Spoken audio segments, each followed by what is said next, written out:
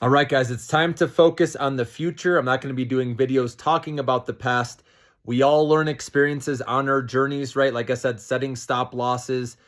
If you need the money to live on, we all know that by now, right? To make sure you do set a stop loss so you get that money back, right? Now, moving forward, guys, let's talk about ways to make money, okay? You guys know I've already talked about Annalise. I don't need to talk about that anymore, okay? What I'm looking for next week is Nvidia. I'm looking to play that one. And like I said, the more simple you can keep it, guys, the better you're going to be in this environment. You don't need to be playing a ton of stocks. Just focus on one. And like I said, when you do that, you're going to have more success if you're short-term trading, okay?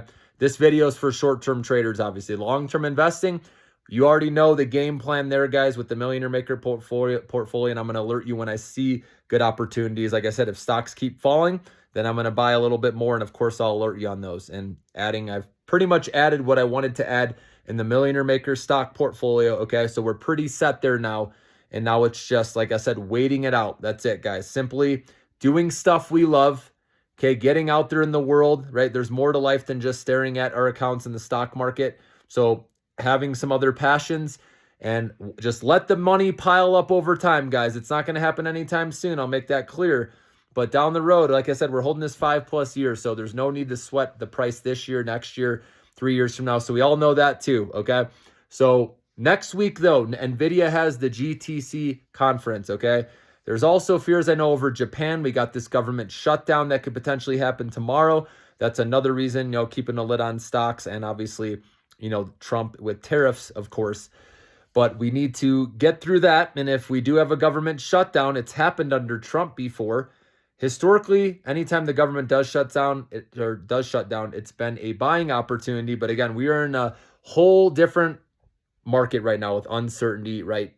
Frustration, confusion, a lot of people just getting out of the way, selling and asking questions later, and just people taking their money when they get their money back, right back to break even or close to it. Short sellers out there. So, but all these fears, right? It's easy to just give up, right? Throw in the towel. But one day the sentiment will change back, guys. Remember that. Okay, we're getting the washout right now. We're getting companies, even Adobe, they reported earnings. They weren't that bad. Even their guidance wasn't that bad, and the stock still tanked like 13% today. And so that's an opportunity if you can hold and you're okay seeing stocks go lower. Okay, that's the thing. If you can buy and are okay going it down a little bit more, and you can hold through the storm, then there's opportunities out there. But it's all about your mindset and when you need your money, right? That's what it is. And do you have cash on the sidelines? That changes the game too, right? If you don't have cash on the sidelines and you need the money to survive, then you're freaking out right now if you're down, right? And you should be thinking about trimming at any possible moment when you do get those bounces, right? Those dead cat bounces we were talking about.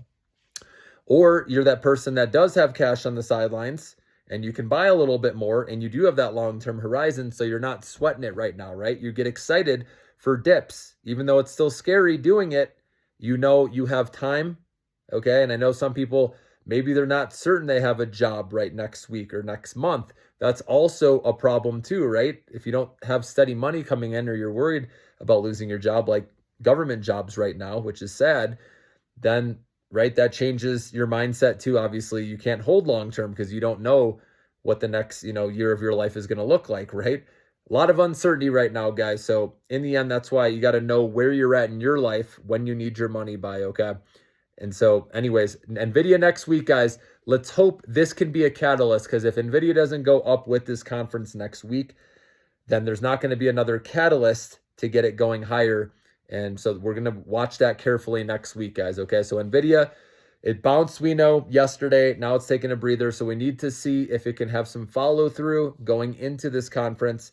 And like I said, if you're short-term trading, scalp trading like I like to do, I'm not messing around, guys. If I get a pop on Nvidia, I'm selling it right away. Okay, I'm not messing around in this environment.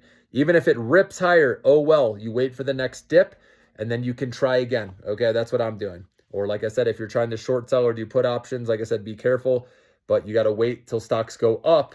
And then once you see it come falling back down and breaking a support level, that's ideally, where you would enter into that. But again, you guys know I don't do the short selling or put options. I've done, a couple in the past, but really I just stick to the buy side, being patient when we're at oversold levels, when we're close to support. And then that's when I like to take a shot, try to play the bounce back up. and immediately, like I said, trim and raise stop limit. Or like I said, in this environment, you can just get out, take your profit and move on. Nothing wrong with that.